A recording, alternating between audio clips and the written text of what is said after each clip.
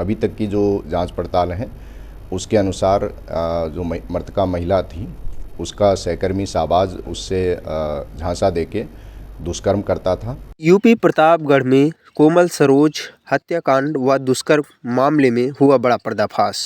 जहां दुर्गागंज में कोमल सरोज के साथ हुए दुष्कर्म हत्याकांड को लेकर पुलिस ने बड़ा खुलासा किया है, जिसके मुख्य आरोपी शाहबाज और 3 को भेजा गया जेल। जहां थाना रानीगंज कोतवाली इलाके में स्थित दुर्गागंज में मां मल्टी स्पेशलिटी क्लिनिक हॉस्पिटल में 22 वर्षीय दलित बेटी कोमल सरोज ड्यूटी करने हॉस्पिटल पहुंची थी, जिसकी संदिग्ध दशा में मौत हो गई। परिवार और गांव वालों के तहरीर पर डॉक्टर समेत 6 लोगों के खिलाफ केस दर्ज हुआ। दरअसल शहबाज मुख्य आरोपी था। पुलिस अधीक्षक ने बताया, शहबाज कलापुर नंदपट्टी का रहने वाला शहबाज पुत्र मुजीबुर रहमान ने शादी का झांसा देकर लड़की के साथ कई बार संबंध बनाया।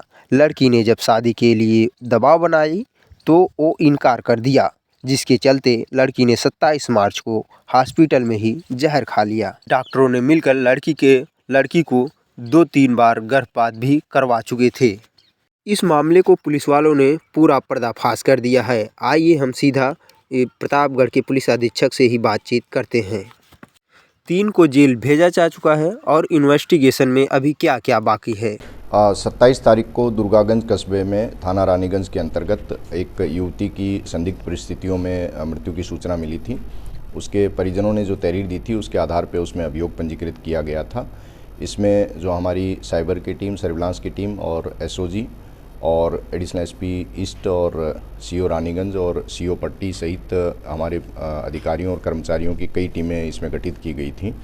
इन टीमों ने इलेक्ट्रॉनिक साक्ष्य, वैज्ञानिक साक्ष्य और जो परिस्थितिजन्य जो साक्ष्य थे, इसके अलावा कई विटनेसेस से गहन जांच पड़ताल की। अभी तक की जो जांच पड़ताल है उसके अनुसार जो मृतका महिला थी उसका सहकर्मी शाहबाज उससे झांसा देके दुष्कर्म करता था और महिला ने जब उससे शादी की बात की तो वो मुकर गया। इन्हीं परिस्थितियों और प्रताड़ना से तंग आके जो मृतका थी उसने जहर खा लिया था और जो अस्पताल प्रबंधन और उसके सहकर्मी थे उन्होंने इसमें साक्ष्य मिटाने का और मृतका के परिजनों को भ्रमित करने का प्रयास किया था। इस घटना से संबंधित 3 आरोपियों को गिरफ्तार करके जेल भेजा गया।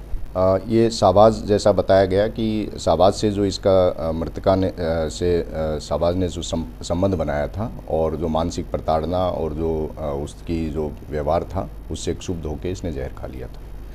इस विषय पर प्रधान जी की पत्नी का क्या कहना है, आइए थोड़ी उनसे भी राय लेते हैं। प्रधान की पत्नी है, आपका नाम क्या बताएं आप? शारदा सरोज जी हैं, जो हत्या हुई है, जो बिटिया की मृत्यु हुई है, जस्ट उनके घर के बगल हैं। जानना चाहेंगे कोमल सरोज की जो डेथ हुई है वो कैसे हुई? कोमल सरोज मतलब हम उनकी चाची लगते हैं और वो मतलब हमारी बिटिया है। वो शाम को यहाँ से 6 बजे मतलब नाइट में ड्यूटी करती थी वहाँ पर। शाम को 6 बजे वो अपना घर से खाना पीना बना के खा के गई जॉब के लिए। उसके बाद यहाँ हमारे ग्राम सभा कसेरुआ के मतलब 5-6 लोग थे, उनका इलाज भी की, दवा सुई उनका सब की। उसके बाद आधे घंटे बाद उसकी माँ का मतलब कॉल आया कि 8:30 बजे कि आपकी बिटिया ज़्यादा सीरियस है, आइए। तो जब उसकी माँ को कॉल आया तो उसकी मोबाइल से नहीं आया, डॉक्टर के मोबाइल से कॉल आया कि आपकी बिटिया सीरियस है। जब उसकी माँ और एक मतलब पड़ोस का लड़का उससे मिलने के लिए गए वहाँ पर तो उसकी माँ को मिलने नहीं दिए डॉक्टर लोग। अच्छा, डॉक्टर के उनकी माँ को मिलने नहीं बोले कि आपकी बिटिया की तबीयत ज़्यादा मतलब ख़राब है, अभी थोड़ी देर बाद, अभी वो बात नहीं कर सकते, अभी थोड़ी देर बाद बात करना। लेकिन बात नहीं करने दिए, पर माँ से मिलने तो देते। अगर तबीयत ज़्यादा ख़राब है, उसकी माँ है ना, उसे मिलाप करने देते। लेकिन ये भी नहीं, उसे गेट के अंदर एंट्री ही नहीं करने दिए माँ को। मतलब सीधा सबूत को छुपाना चाहिए। हाँ, तो एंट्री भी नहीं करने दिया और माँ को गेट के बाहर ही खड़ा मतलब बोले कि यहीं पर रहो। उसके आधे घंटे बाद ही उसकी बिटिया का लाश मतलब अब जो होगा उसको लाश वाश को एम्बुलेंस पे लादने लगे। तो उसकी माँ रोते हुए बोली कि हमारी बिटिया को कहाँ ले जा रहे हो? तो बोले कि अभी हम प्रतापगढ़ लेके जा रहे हैं, इसकी दवा पानी अब वहाँ प्रतापगढ़ से होगा। जबकि हॉस्पिटल है। सीरियस है, बताए हाँ बताए, मतलब उसकी मौत हो चुकी है, लेकिन बताए कि सीरियस है, हम इसको प्रतापगढ़ के लिए ले जा रहे हैं। तो वहाँ से फिर आए, जब ग्राम सभा कसेरुआ का एक बड़ा सा गेट है, उसके अंदर जब एम्बुलेंस की एंट्री हुई तो माँ पूछी यहाँ क्यों ले जा रहे हो, उसके पीछे माँ भी थी। माँ पूछी कि हमारी बिटिया को यहाँ इधर से कहाँ ले जा रहे हो प्रतापगढ़, तो बोले अरे हम इधर ही रास्ते से आपकी बिटिया को प्रतापगढ़ ले जाएंगे। अच्छा, माँ से झूठ बोली? हाँ, माँ से झूठ बोले। माँ तो बोली ये तो मेरे घर का रास्ता है, तो बोले कि नहीं हम इधर से प्रतापगढ़ लेके जाएंगे। इतने में उसकी बिटिया का 2-3 मिनट लगा कि लाके उसके द्वार पे रख दिए, और सब मतलब परिजन हम लोग जो यहाँ पर थे मौजूद, जब देखे तो उसकी मतलब बिटिया को बोले कि ख़त्म हो चुकी है। अच्छा, जैसे लाश पहुंची घर पे तो आप लाश के पास गई थी तुरंत मतलब ये पहले तो हम लोग एम्बुलेंस से लाश को उतारे नहीं ना, लाश को देखे। हाँ। मतलब एकाएक ऐसा कैसा हो सकता है कि 1-2 घंटे में मतलब बिटिया यहाँ घर से खा पी के स्वस्थ जाए, उसके बाद अगर डेड बॉडी आती है तो हम लोग उस लाश को कैसे। हॉस्पिटल की तरफ से क्या बताया गया? हॉस्पिटल की तरफ से 2-3 लोग आए थे। पहले बोले कि मतलब आपकी बिटिया का सिर दर्द कर रहा था, उसके बाद बोले आपकी बिटिया के पेट में दर्द था, उल्टी हो रही थी, फिर उसके बाद जाके बोले कि आपकी बिटिया घर से जहर खा के आई थी। अगर घर से बिटिया जहर खा के आई तो यहाँ से दुर्गागंज बाजार, बांसी ग्राम सभा से दुर्गागंज बाजार 5 किलोमीटर की दूरी पर है उसका माँ मल्टी स्पेशलिस्ट हॉस्पिटल। अगर वह उतनी दूर जाती, साइकिल चला के जाती थी।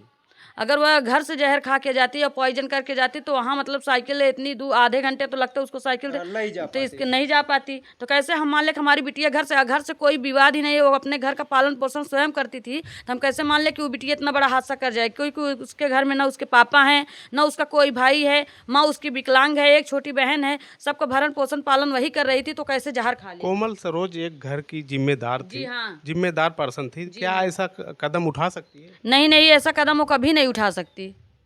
उसके साथ मतलब वहाँ पर वो लोग खुद ही जहर खिला के उसको मारे हैं। अच्छा, लोग बता रहे हैं कि जैसे जब बॉडी घर पे आई तो उनकी छोटी बहन बता रही हैं कि उनके शरीर पे काफी खरोच के निशान थे। हाँ, गले पे नाखून के निशान थे। उसका कुर्ता जो पहनी थी वो भी फटा हुआ था, और जो पैंट पहनी थी वो भी फटा हुआ था, और पैंट उल्टा था। पैंट उल्टा था? जी हाँ।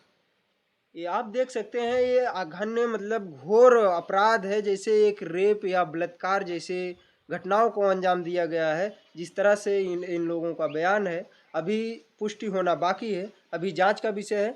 और सारी जानकारी और मतलब क्या क्या मतलब क्या था कि हॉस्पिटल पे सीएमओ की तरफ से कुछ कार्रवाई अभी हुई हॉस्पिटल पे? हॉस्पिटल सील का मतलब अभी बंद है। अभी अब जो पोस्टमार्टम की रिपोर्ट आएगी पीएम के, उसी आधार पर कानूनी कार्रवाई की जाएगी कह रहे हैं। और हॉस्पिटल अभी बंद है। प्रधान की आप कौन है? हम प्रधान की वाइफ हैं। अच्छा, क्या नाम है आपका? शारदा सरोज। शारदा सरोज जी, जानना चाहेंगे जैसे अब कोई परिवार में नहीं रहा। जी हाँ, उसके परिवार में जिम्मेदार पर्सन थी कमला सरोज, इसकी जिम्मेदारी अब कौन लेगा? प्रशासन ले, और कौन ले सकता है भाई? भरण पोषण उसका अब कौन करेगा क्या? अब सरकार उसका करेगी। कहा जा रहा है प्रशासन की तरफ से महिलाओं को लाठीचार्ज भी किया गया। जी हाँ, मुझे भी पीटा गया। आप भी गई थी? जी हाँ, गए थे। तो क्या क्या घटनाएं हुई? पहले सुन रहे पथराव किया गया, तब लाठीचार्ज किया गया था, कैसा क्या? हमारे ऊपर तो पहले लाठीचार्ज किया गया था, हम पथराव नहीं दे जानते। पहले हमको मारा गया। मौके पे जो पुलिस थी वो महिला पुलिस थी कि? देखिए, हमारे घर में जब 100 पड़ा है, हम अपनी लाश को लेकर वहाँ पर हम मतलब न्याय मांगने के लिए गए हैं। अगर जिसके घर में एक नवयुवक बच्ची का देहांत हो जाता है, वो ख़त्म हो जाती है, उसे मारा जाता है, वो परिजन लोग उसके वहाँ पे पथराव करने जाएंगे कि न्याय के लिए जाएंगे? आप हमको बताइए। सही। इसमें पुलिस की तरफ से पहले लाठीचार्ज किया गया? जी हाँ, हमारे ऊपर लाठी पहले पुलिस। महिलाओं को जो लाठीचार्ज हुआ, महिला पुलिस थी या नहीं, महिला कांस्टेबल एक भी नहीं थे वहाँ पर। पुलिस कांस्टेबल थे, वो पुरुष कांस्टेबल या पुरुष पुलिस ने महिलाओं पर लाठीचार्ज। जी हाँ। जो भी जिन लोगों ने ये गलत काम किया है उनके खिलाफ कठोर से कठोर सजा उनको किया जाए, जल्द से जल्द अरेस्ट किया जाए। और अभी चूंकि ये काम अस्पताल के अंदर हुआ है, वो अस्पताल बंद होना चाहिए। इस क्षेत्र में वो अस्पताल चलना ही नहीं चाहिए। अस्पताल के मालिक को तुरंत अरेस्ट किया जाए। अस्पताल के अंदर एक बिटिया के साथ में इतनी दरिंदगी हुई और उसके बाद वहाँ से मार करके घर पे भेज रहे हो आप। एक पासी समाज की बेटी को, दलित समाज की बेटी को वहाँ से मार करके, और इतनी हिम्मत हो गई कि घर भिजवा रहे हो डेड बॉडी को। बिल्कुल बहुत ही मानवता के खिलाफ, इंसानियत के खिलाफ है।